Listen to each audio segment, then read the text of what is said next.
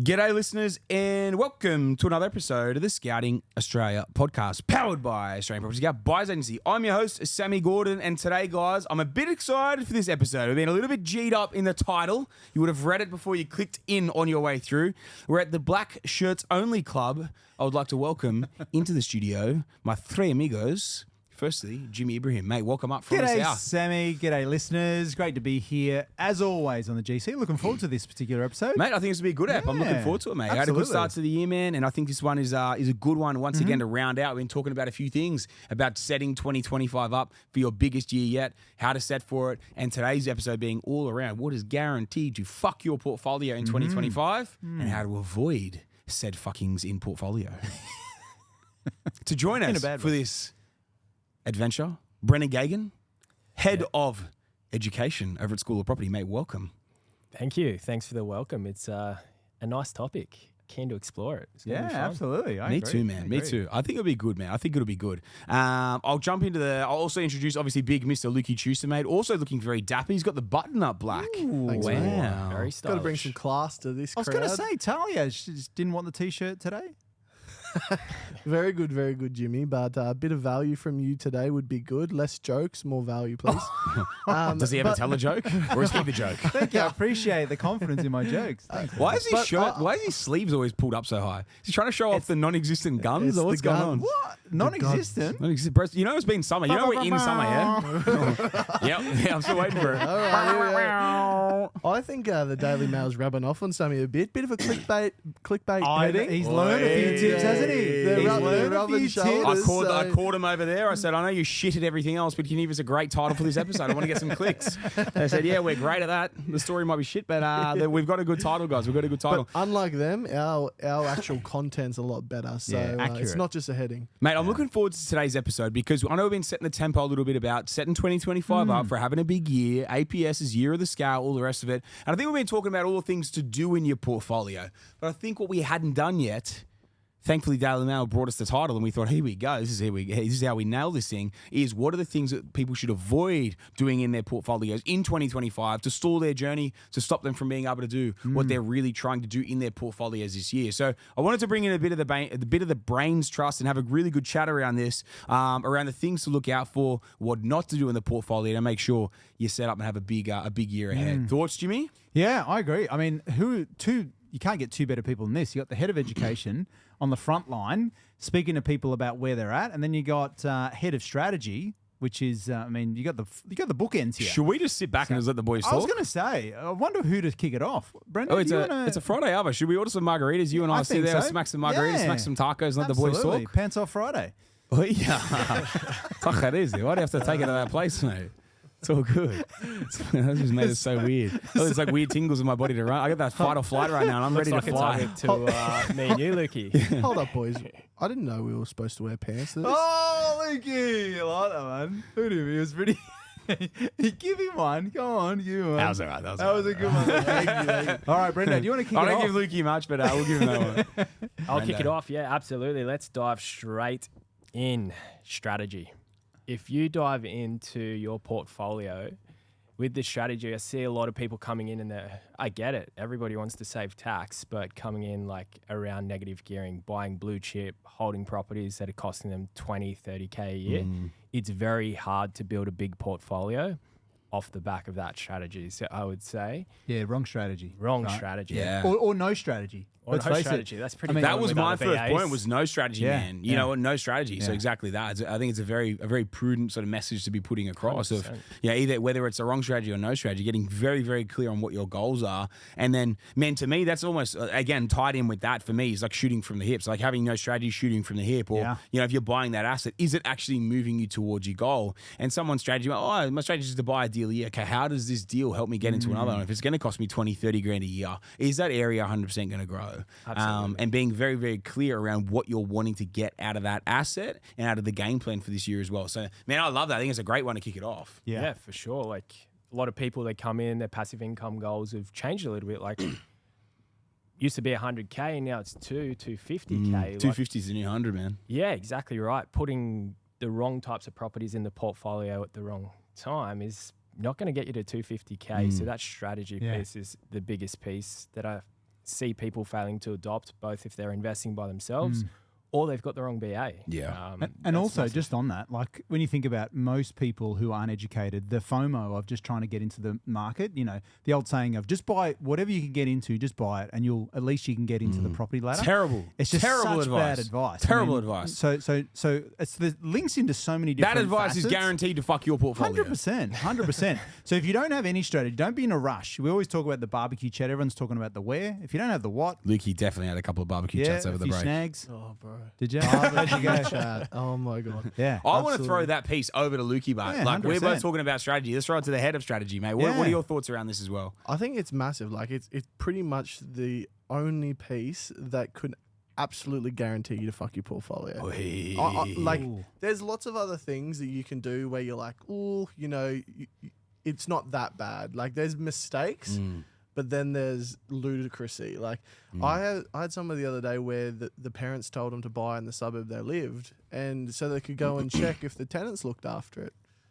Yeah, it's crazy, isn't it? I find And that fascinating. The parents were only had the PPR. There's no anything there, which is there's nothing wrong with that. But how are you taking your strategy advice or your investment advice from your parents or someone that hasn't done it before? So, you know, the strategy piece and being able to set that up correctly from the start, not after you've done, I'll start off, I'll do 1 or 2 in the same suburb, or I'll do 1 and 2 or 3, and then I'll get some advice from there. I'll get help when I need it. A lot of the time you need help from the very start. You need to preempt this stuff, man. I think it's a great point because this is the thing with all parents out there. They're trying to give their kids the right advice because they think it's the right advice. But quite simply, if they haven't done what you're trying to do, they're not the right people to give the advice. It's the same as them, you know, like they wouldn't, try and take it to you to fix the car or whatever, you know what I mean? Like you take them to the specialists in their specialized fields. And I think this is the thing, man, of like people doing this or doing this with the right intentions, try and get into the market, go buy a house, you just go buy it down the street or whatever, go buy in this suburb, it's a great suburb. It's like they've got the right intentions, but it's just completely wrong. You know what I mean? It's like the intentions there. Yes, go and invest. Yes, go and buy. Yes, get started on the property ladder.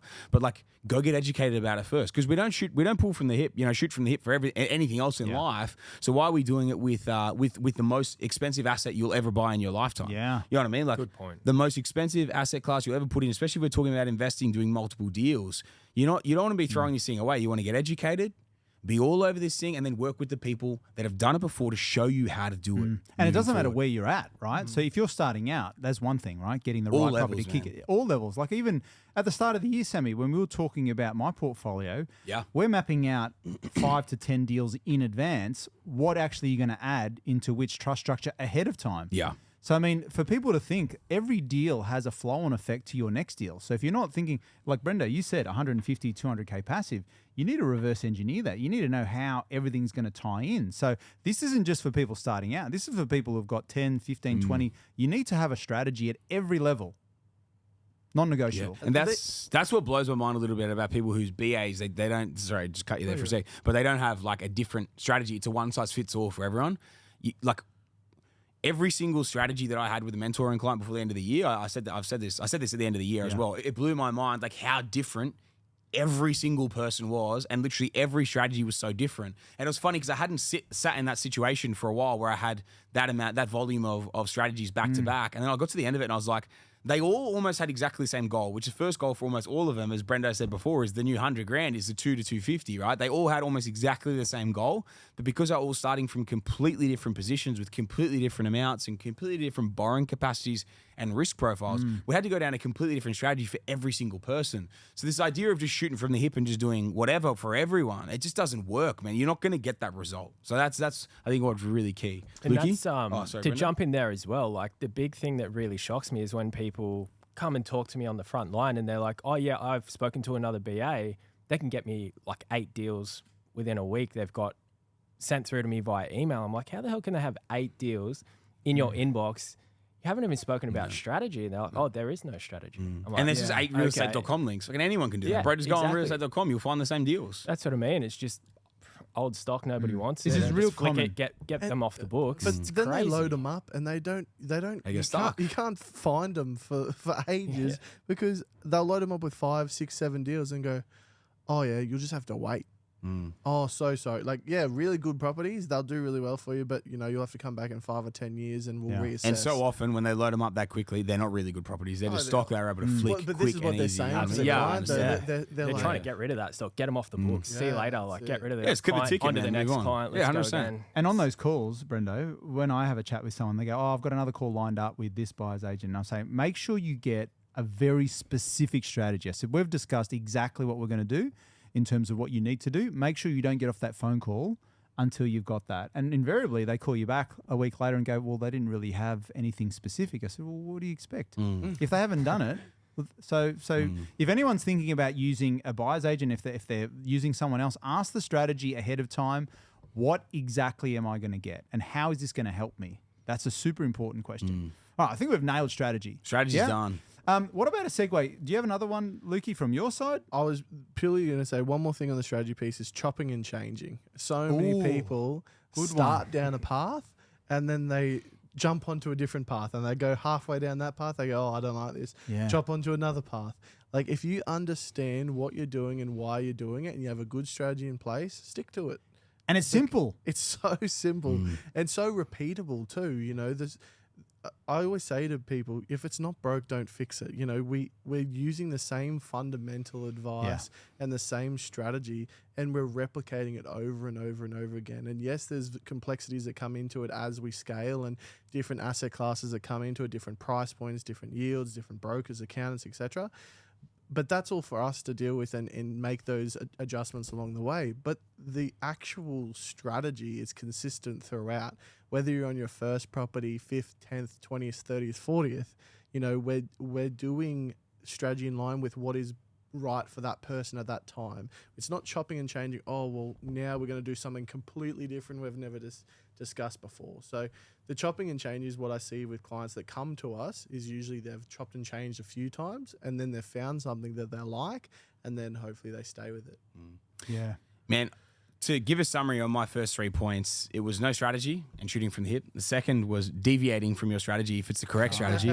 And the third one was listening to the wrong people, which I kind of feel like we've kind of wrapped up literally in the first 12 minutes of this podcast.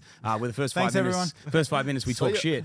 But realistically, man, like they are, and it's the fundamentals of what will fuck your portfolio at any time in your journey. Yeah. And I think this is the biggest thing of like, that's why, man, like, even though obviously this is a startup, this is a title, this is what we're running through and all the rest of it, and we've all got very similar points here, it's because these are the fundamentals of what will derail your journey the whole way through. Not having a strategy, having the correct strategy and deviating from it, or jumping around strategy because you see this new shiny thing or whatever, you hear this podcast about this or that or whatever. It's like, if you have a strategy that's laid out by someone who's done what you want to do, man, you stick at it. Right now, yes, if you've had a strategy laid out by someone who hasn't done what you want to do, then yes, maybe you do need to pivot, and these are things to take into account.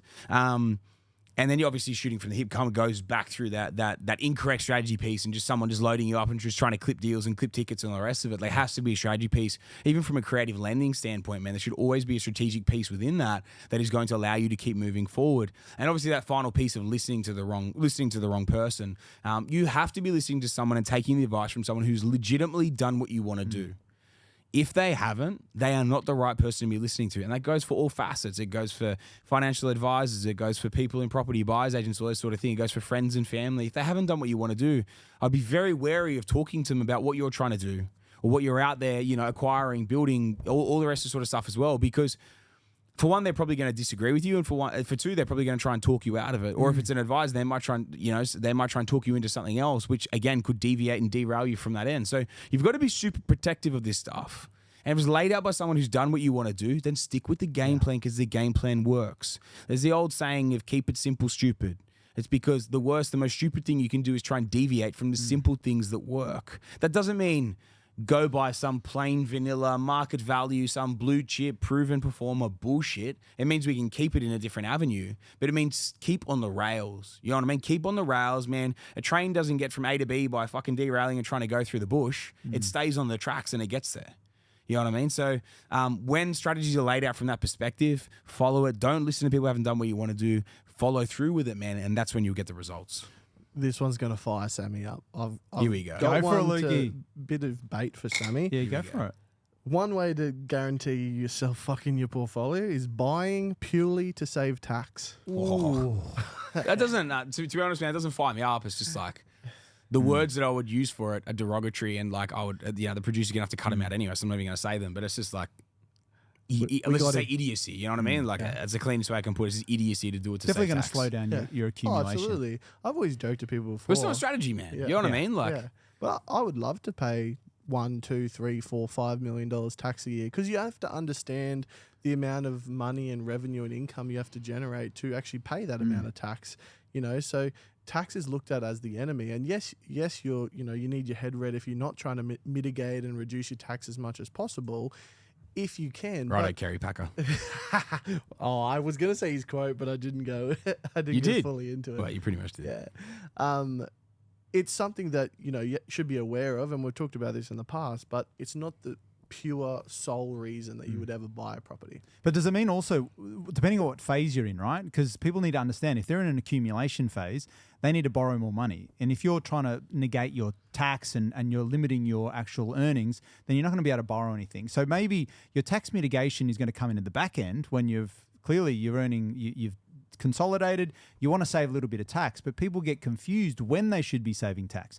At the start, you should hope you're paying a lot of tax, because that means you're getting access to cash. The game of accumulation is getting into deals. How can we get access to money? It's like an entrepreneur wants to raise capital, right? So they can expand their business. You need to think like that. I need to get access to capital to be able to expand my business, which is in real estate. Yeah, 100%. So for people to think, no, I'll save tax, I'm just like, yeah, you're right, Lukey. It's definitely going to slow you down. I think I did it for so long, and I stuffed up and wasted so much time. It frustrates me, and I think about how many years I wasted not understanding the game. But man, this is where we see so many people now, like, actually waking up to this side of things and being like, you know what, paying tax is not a bad thing. You know what I mean? And like especially even at the start. maximizing it. 100%, man. You want to maximize that borrowing capacity. You want to be able to get as much money as you can from the banks. Yeah. And then when you know how to creative lend, we can stretch that as far as possible. And then, yeah, man, we can build the portfolio off the back of that as well, which I think is super, super profound and important, right, with what we're trying to do. So, but then exactly as you say, when you look to mitigate on the back end and minimize as much as you can, still...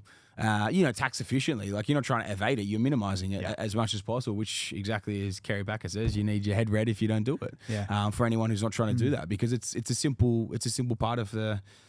Well, what ties into both of strategy, your points, one of my points I had is choosing the wrong asset type, right? And that's, if you're listening to the wrong people, say your parents, they want you to buy something close Primary to residence even. primary residence or a unit or house and land package deal. I mean, we see these people buying off the plan, like all of these trying to take advantage of first homeowner grants and first stuff. home buyers grant. 3 years to get built and value short. You know what I mean? Like, play the game. Man. Play the game properly. And let's define, like, when we're saying what's going to fuck your property portfolio, what we're essentially saying is what is going to halt your ability to continue to accumulate. So maybe it's not going to be like it's going to blow it up, but if you don't have the chance to accumulate, these things could, man. These things could. Having no strategy, deviating from your strategy, 100% good, and listening to the wrong people, 100% good. Yeah, fair, right. Fair point. You're touching on a couple of little things here now that could, like, cause issues in your portfolio. Yeah. But man, what you're talking about there, if you go buy the wrong asset, 100%. If you're trying to build your portfolio, you're about to buy your first deal, you go buy a house and land package, you go buy a unit, or you go buy around the corner. That is going to fuck your portfolio. How are you going to grow a portfolio? You can't. You're done, man. You get yourself stuck. Sammy, you know the amount of people that, and I don't know about you, Brendo, but people that have had brand new house and land package deals that they signed up to in 2021, 2022, they still haven't been done. Oh, all the time. I've got multiple examples, multiple people that I've spoken to, and they sat in Perth, like one house and land package in Perth for 3 years, and then they listened to the stories of what Sammy's been able to do, what the team here at APS has been able to do in regards to like 3-4 properties for one client in Perth at that time, and they start to realize, oh shit, look at that opportunity cost of 3 years, multiple assets that I could have purchased during that time, and they're literally holding an asset. Obviously, you're paying as the property's built as well, so it's costing them money. They've got loans on the land, like all that money that's getting bled. Like now they've got to wait for that thing to be built and start to get some money back, hoping that it's going to be worth what they paid for it, if not more. But also the construction finance is the biggest piece I find with that. Because you don't have any rental income coming in, you're paying interest on everything on the land from when you settle, and then the build costs as your progress draws come down. The construction finance actually stops you from lending on other deals. So it's not only the opportunity cost. You can't actually physically go out and buy a few other properties sometimes because of that outgoings with no ingoings. So no income, sorry. Essentially, those construction loans can snooker someone's portfolio pretty quickly. Yeah. Exactly right. On top of that, what I was going to add is buying too expensive. Buying really expensive properties in blue chip markets with very low yields. Things that are 40, 50, 60, 70 grand negative. Thinking they're better properties. Thinking they're better quality properties. The better quality property is going to give me a better result. You know, let's say you hold that property in the market for 2 or 3 years with no growth. Yeah. You have to make at least 200 grand to break even on your holding cost. Yeah. 70 times 3, you just to break even. And that's not even factoring in things like inflation and opportunity costs, etc. Like, you're well behind if you're buying in the wrong market. You're paying too much and you're getting a very low yield. What kills me on this as well is like we look at the real life examples that we've seen of people doing this as well, and they, acquire assets like this, but especially when they're advised to do it, you know what I mean? They go work with a buyer's agent. We look at that Yao Chen example, right? Yao Chen. Super low income earners, man. He and his wife, new baby in the picture as well, and they go out and buy him an 860. How much is your pre-approval? 860. Okay, no worries. Within a week, he had a deal for 860 grand, renting for 550 a week. You know what I mean, man? And he was getting absolutely decimated, and the thing was losing like 30, 40 grand a year. And he sent me a message. He was sending me messages on Facebook and stuff, going, "Man, please help me. I don't know what to do. Like, I've just bought this deal, and I'm going to go under." And man, and we ended up, dude. We turned it around, and like. I had a very brutal chat with him of the fact, like, what do you want to do? And he's like, oh, well, like, for one, I don't want to go under. Okay, that makes a very clean decision what's going to happen. And then what do you actually want to do? Okay, well, this is what I want to do. And they'd sunk like 150 grand into this thing. They'd saved all this money to put it into it. They ended up having to sell at a loss, get out of this thing. Not only was lose the BA fee to stamp duties, and they had to cop a little bit of a loss because the market had come back in that time frame too. And this is after, like, say, holding it for a year.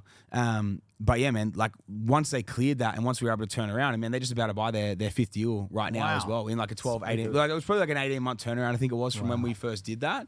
And I think, man, like, when you look at that, like, they could have held it and bled 40 grand a year and potentially gone under if they hadn't sold it anyway, compared to the right strategy, which then set them up to do significant things as well. So I think it's like, man, you've got to be so careful of these guys that they just have no idea what they're doing, man. You go out there, you tell them a pre-approval they got, and they go buy to the maximum. Like, it's just absolutely idiocy. And man, this is the thing. It ties in from, for one, the wrong advisor, haven't done what you're trying to do, and then going and buying something silly, blue chip like this for a super low income. It just doesn't make sense, man. And just understanding the difference between good property. That might be a nicer property, but not, is it a better investment? We're in the game of investing. It wasn't even a nicer property. It was a nice area, yeah, but like it was an old weatherboard house. We're purely looking at the numbers. Like, we don't care what it looks like in the sense, what is it going to deliver, and purely in your return. So yeah, that was a good one, Leaky, which ties into the wrong market. Right? I mean, obviously, if you're buying, you often say 80% of the heavy lifting is getting into the right market, 100%. Tying into the bad advice, buying in the wrong market, or listening to the news, or reading an article in a magazine or a newspaper. I mean, Sammy, you must see this all the time. People getting into the wrong market at the wrong time, paying the wrong price. They're going to be stuck. All the time, man. All the time. We see it across so many levels. I mean, you guys would see it on the front line as well, right? Coming all through. the time. Yeah, man. I've seen people going out there doing it themselves. They do a course. They think they can do it themselves. They go and try and buy, and they're buying top of the market in a lot of different locations that I've seen them do it. But I specifically had this couple, they had money, and they went out and they were doing it themselves, man. And they were going out and they would buy things pre-auction. So they would pay above what the vendors would believe they would get at auction just to take it out pre-auction. I'm like, dude, you're literally paying above market value. And like, they told me a couple of things. And I'm like, just to be brutally honest, like, I think you paid 50 to 100 grand above on every deal you just put on the table in front of me. And man, it was just like lunacy, you know what I mean? And they didn't take it too well, to be honest. But I was just like, man, like, do you want me to come here and buddy you up that you've done a great job, or do you want me to tell you the truth? Because there's only one thing that's actually going to give you a real result. Getting a pat on the back when they're the results in front of us. It's a very different sort of conversation from that perspective. So, man, you need and that was in a market that I believe didn't have that much left of a run in the tank, and they're going in and paying overs in those sorts of markets. And a lot of buyers agents will do that as well. They go in and pay overs just to secure deals, buy on market properties, paying overs. We get it all the time of clients coming in going, man, like, I felt a bit weird when I did it. I rejected a few deals and I felt like, oh, maybe I should just take this thing. It was on market like all the others. I could kind of see others the same money or, less that had sold for, and we're paying this, and then it hasn't done anything in 6 months. So I was like, man, like, it's, you know what I mean? These are the things that you're looking at as well. So, and again, in the wrong markets, how many have we seen? I won't name exactly who they were, but there was this particular BA that was buying pretty predominant last year. won a couple of awards. I don't know how, but there's still BAs buying in markets that we've exited a long time ago. Long exit. Yeah, wow. And, And then they get no growth in 12 months. And they wonder, why? And it's just like, man. And touting how well their research is. We'll leave it at that. But yeah, man, it blows my mind. You we know don't what I want to mean? be chased from the podcast studio, do we, Zane? Sammy will Maybe do we the do. chasing. Yeah, fucking come have a go. Let's fucking go. Luke, if I can throw back to you, because you do the strategy sessions, right? How many times do you see people when it comes to their finance or their structuring or lending that it really stuffs up their portfolio or really screws them over? All the time. All the time. What are the common things that you're seeing? I had one yesterday, and this is a lady in our staff. I had a strategy call with an APS staff member, lovely lady, and her husband, and they went to a broker they'd been with for 10 years, and she said to me, I said, what does your broker talk to you about? Structuring, XYZ. And we went into a bit on that, but we'll leave that for a School of Property. But essentially, I said to her, like, what's the broker's advice? Because, that's pretty pivotal. Where's borrowing capacity sit? And they said, oh, well, we can do it either way, whichever way you guys like to do. They were saying that to the client. Like, we can do it either way. Whatever you choose to do, we'll do it that way. It should be... That's crazy. I was trying to keep it in. Fucking hell. And I said to her, that is terrible advice. I said, they should be bringing you that advice and saying, hey, we're going to do this, this, and this for you. Once we finish that, we're then going to do this. Yeah. They should be bringing the advice to you. Not, well, we can do it any way you like. You choose and we'll do it. Like, you're the specialist in that situation. In terms of the broker, you need to be providing And that we advice. go with very clear questions in terms of what we ask a broker to provide as well, like in terms of So- specific situations. Yeah. So to come back with that, it's like, there's no one in APS that probably makes enough that response needs to come back of like, we can do whatever you want to do. Well, no, there's very clear what you need to do. So the conversation ended with a referral to an APS broker. Yeah, 100%. So that is, I would say, Jimmy, that's a really, really good point. Not having the right team can really, really fuck your portfolio. Or even just advising the wrong Portfolio. thing, like not even being like cross securitization. We did a podcast on that, and plenty. just But also not giving advice. like 100%. They just plead the fifth and go, well, we can do it any way you like. You just tell me what you want to do and I'll do it. And for people out there thinking, I don't know if my broker is actually good or not, ask them that specific question. Based on my position, what would you advise me to do? I want to build out quite a big portfolio.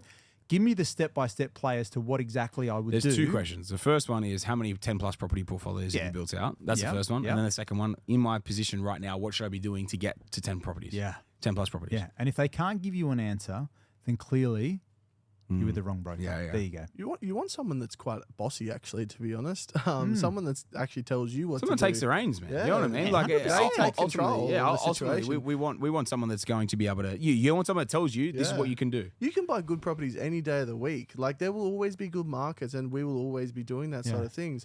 But if you don't have the lending arm and the structuring arm down pat, it's going to be very tough for you to move forward. And that's So why we are you so want vocal someone bossy. on our guys coming through. We're so vocal, like clients coming through, that we want them to work with our people. We don't get kickbacks. We don't get anything from anyone that we work or refer to, work with or refer to. We just want them working with people that we know are going to give the correct advice that are going to allow us to build your portfolio properly. So when we tell people that we want you to work with our accounts, we want you to work with our brokers, it's because we know we're going to be able to move the needle properly if you're with our people. If you're not with our people, how many times have we hit these roadblocks of people coming through? And I end up these days, I just, if someone's not working with an APS broker or an accountant, I just say, I personally am not working with you because I can't give you the whole picture, because I know the sort of bullshit responses I'm going to get like that. I can't sit down for a strategy session and get that as a fucking answer. You know what I mean? It's just like, are you kidding me? Yeah, that's huge. Like, imagine how many doors you've knocked on in the last 15 years to find the team that you've found. 100%. And then people are like, oh, no, I've got a really good broker. I'm like, oh, cool. Why'd you go with them? Oh, I just kind of found them back in the day. And Or it's my mate. okay. I've known he's a mate of my mate that I went to school with. I'm like, dude, your mate is not going to help you get to 10 properties. And this is the thing with APS of how different we are to everyone else, right? We're not just here to bring someone on, do a tick and flick. That's not what we're about. We want to build your portfolio. How many portfolios has your mate built of 10 plus properties, right? The answer is probably zero, or it's nowhere near. You know what I mean? Like, it's very, very unlikely that your mate, or that your broker from the local mall, or your family broker or something like that, or accountant in any of those scenarios as well, is capable or experienced enough to do it. There's a reason why we want to do it. Again, we don't get kickbacks. I don't take money from anyone. Luke, you mentioned it before. It's like, man, if you did it on all these, like, imagine how much you make. I don't give a fuck. I just want the right team. I want the team that executes. I don't want to take things. I don't want to take money out of the pocket of the team. I want them to get paid well for what they do and allow us to do our job properly. Yes. Because when we can do our job properly, we make enough money. You know what I mean? I don't need to worry about trying to take a little clip everywhere else. Just work with our people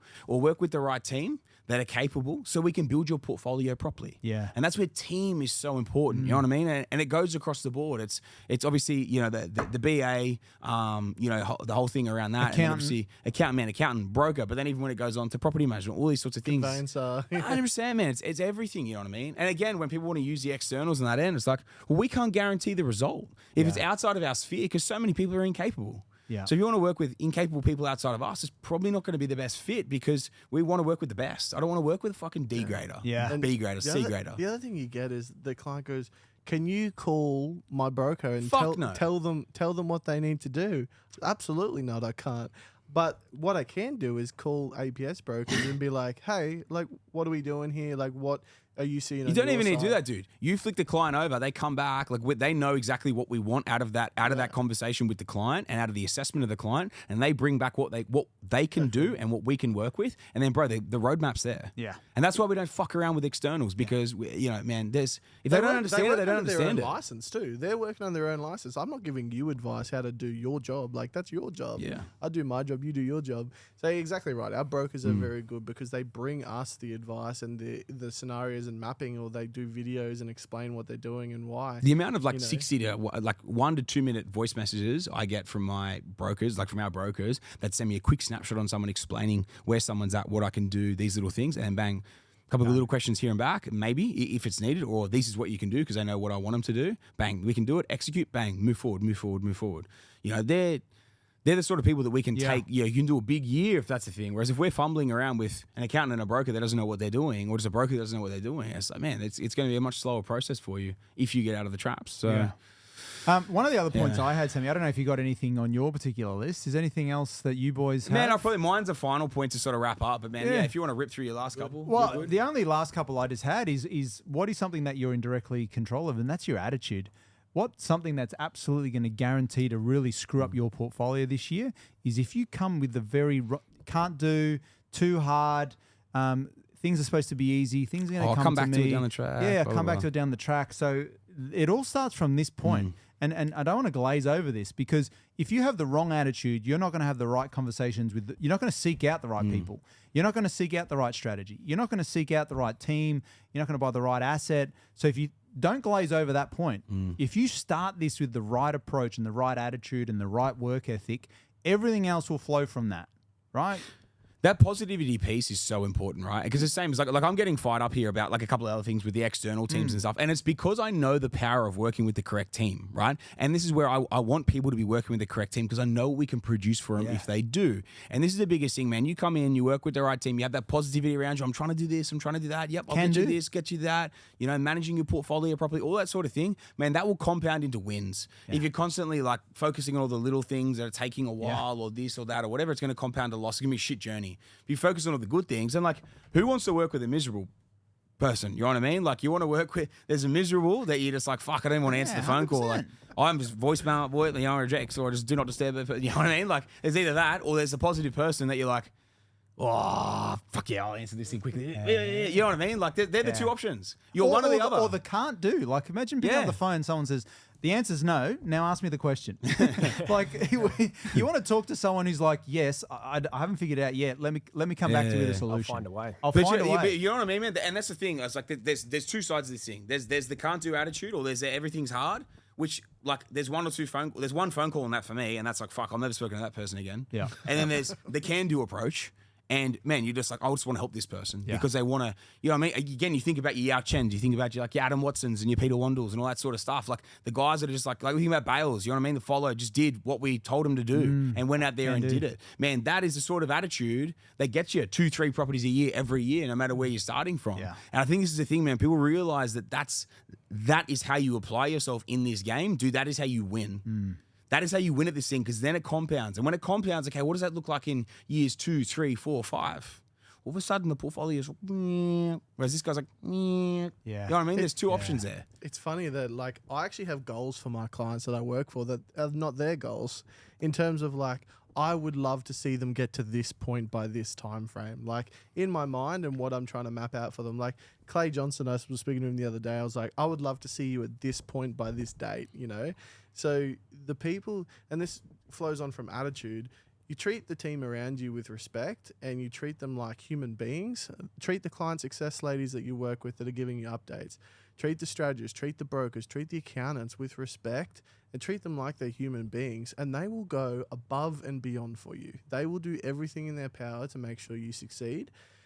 But it's the people with the poor attitudes that is that usually find it's all too hard, it's not for me, etc. Yeah, And that's what I love about this business on the front end. Sammy's very clear of we work with good people. He's knocked on a lot of doors. We've got a good team and we want good people to be working with them. So we don't let people in with bad attitudes. Like we get good clients, really good clients. What happens if someone with a bad attitude comes through? What do I do? Oh man, get rid of them. They're not coming in. I'm calling around saying, who the fuck let that person in? Yeah. Because I don't, you know what I mean? Because I'm giving someone a fucking bashing down, verbal, or Jimmy physical, but everyone else verbal. Yeah. In terms of who let this person in the business, because like that's not what we want. Because ultimately, man, like one bad apple can sour the whole fucking team's week. You know what I mean? Whereas like all these great people, everyone's pumped up, everyone's want to do the great things, everyone's trying to push everyone to the next level, sort of thing. You know, and that's what we want to work with. And Matt, I've said this so many times on the potty before. If you're that bad apple, don't call up. We don't want to work with you. But if you're the good person, you've got a good attitude, man. We want to get you on the stage in 2030. You know what I mean? Like that's honestly how we look at this thing. But people wonder why I get so G'd up about this and like why I genuinely want to get people on the stage in 2030 because they're all good people. Who wouldn't want to retire that many good people? You know what I mean? Like why not? Like what a legacy to leave of like, you know, 500 plus amazingly good people. You can get them on the stage celebrating a big win in that. Like, you're not going to want to get negative people up there. Negative people won't get there. It's as simple as that. They won't get there. We don't want to let them in the door to sour anything on the way through. Well, that's why we make it hard for even the people to book in a call. I mean, we make it hard intentionally so they have to qualify to book in the call. We're vetting people before they even get on. And even if they do get on, I don't know about you, Brendo, but sometimes we get on the call and after 5-10 minutes, you know that the person's not the right fit. Yeah. And we just say, I don't think we can help you. It's all good. I'm sure there'll be plenty of people that can. But if they're not the right fit, we have no interest because you can tell straight away if someone's got the right attitude or they've done the work. So yeah, if you tick that box and you fit that profile and you're in alignment with what we're doing, then that's where synergy happens, and that's why your team's going to work for you. So I think we've pretty much nailed a lot of the different points here. Is there anything else? My only final thing I want to round out with is not managing your cash flows, right? So that's probably the only thing I'd finish off with is like we're still in high interest rates at the moment. You know, and it's something to be wary of within your portfolio. Anyone that was at the boot camp in particular around the creative lending, and I gave a few ideas around how to maximize the next couple of years, even if rates stay higher, and still be able to build the portfolio. I'll be looking at strategies like that to make sure you continue to be able to move forward. But just keep an eye on the cash flows. You know, especially if you're building aggressively, building hard, your strategists are going to help you with managing and maintaining that anyway. But yeah, just make sure you keep an eye on it. Interest rates are still high. If you're accumulating hard, just be smart. Have the correct buffers. You know, everyone wants to build a big portfolio. We want to build everyone a big portfolio, but at the same time, you know, you've got to be diligent to not bring all the cards down by you know, pushing the envelope super hard. Sometimes you need to take that little bit of a backseat, or maybe trim a little bit extra off for a bit more of a buffer. It's just all about being intelligent with it to make sure you can get through. You know, especially once it starts to really compound, it becomes a lot easier. But just be very wary of that because we are still at an elevated level right now. Love that. I love that. I told someone no the other day for another deal, which is just something we have to do ethically. You know, you can't have a portfolio of 3 or 4 properties with no cash buffer. You know, when you look at equity releases across those deals and current yields and cash flows and interest rates, you know, it's not in their best interest to do that with a $0 cash buffer. So it's in their interest, right? You're helping them. Yeah, correct. But I said, let's review it in January, February, once we see a revaluation on the property that we haven't revalued in 4 months. You know, we've got all of these comps coming through from spring selling season, October, November, December. You know, all of them will settle, be in the algorithms by January, February. Let's look at potentially seeing if we have enough equity at that point. You know? So there is times where we say no. It's a massive care factor. Like, there's nobody else out there looking that deep into other people's portfolios around strategy of like, we understand the level of what our clients are at. Like, it's crazy. It's so good. Yeah. No, I love it, mate. I love it. The only last thing I just came to my mind is just visualize at the end of the year, what is your scorecard, right? And how accountable are you going to hold yourself, right? So something that might not necessarily, well, yes, will it fuck your portfolio? Yeah, it will, by not holding yourself accountable to the actions that you should be taking this year. So everything that you do or don't do, make sure you hold yourself accountable. Don't hold other people accountable as much as yourself. And if you hold yourself accountable, then I think everything else will flow from there. I'd always be doing the 1%ers. Like, what are the 1%ers you could do every day, every week Yeah. to keep moving the needle Be forward accountable. in your portfolio? Is that following someone up? Is it doing this, doing that? Whatever it is, you know, that's the next phase that's going to unlock the next piece of your portfolio as well. What are those things you can keep doing? Those 1%ers that keep ticking over, keep moving the needle, keep compounding those gains, especially very early. I think that's a really, really important piece. Yeah, man, to get right and to get ticking over in the portfolio of the year, regardless of what position you're at. Yeah. If you've got big goals, you want to keep compounding, man. You got to look at the 1%ers. How do I keep this thing moving? Keep that trajectory rolling, and not all of a sudden be like, oh shit, where did those last 3 months go? I think that's the biggest thing people can fall into the trap of. We're all bloody busy people, and I think when we take the foot off the pedal a little bit, and then all of a sudden, like, there's a quarter of the year gone, and like that could have been a deal. You know what I mean? Like, it could have been a deal in the portfolio, or another deal at the end of the year, because it could have fast tracked the journey. Yeah. So, yeah, man, I think that's probably the final thing I'd sign off with, which just follows in behind your point there as well, of just 1%ers, keep that compounding interest of your movement, keeping your portfolio Yeah, I going love forward. it. I think we've nailed it, boys. Anything I else, think so. fellas? No, good. No, All I think good? the black shirt crew definitely had fun on Yeah, this we one. did. We It won. was a good job, boys. It was a good job. Very much appreciate you all coming in. Listeners, we appreciate you, as always, joining us in the studio for today's podcast. If you're enjoying the episode and you enjoyed today's episode in particular, please send it on to someone else who might be thinking of making one of these decisions that might fuck their portfolio in 2025. Please send it on. We want to share it around, share the love of people thinking, talking, and acting the way that we do about property, because we bloody love it, and we know you do too. If you haven't left us a 5-star review yet, make sure you jump on, you leave us a 5-star review on your favorite listening platform. If you haven't hit the follow or the subscribe button yet, again, on your favorite listening platform, go and find that button, go hit that button, and get those regular updates each time either the news bulletin or the long form eps come out. But otherwise, guys, once again, thank you, boys, for joining us. Listeners, thanks once again for listening wherever you've been tuning in. And until next week, guys, that's another Scouting Australia podcast.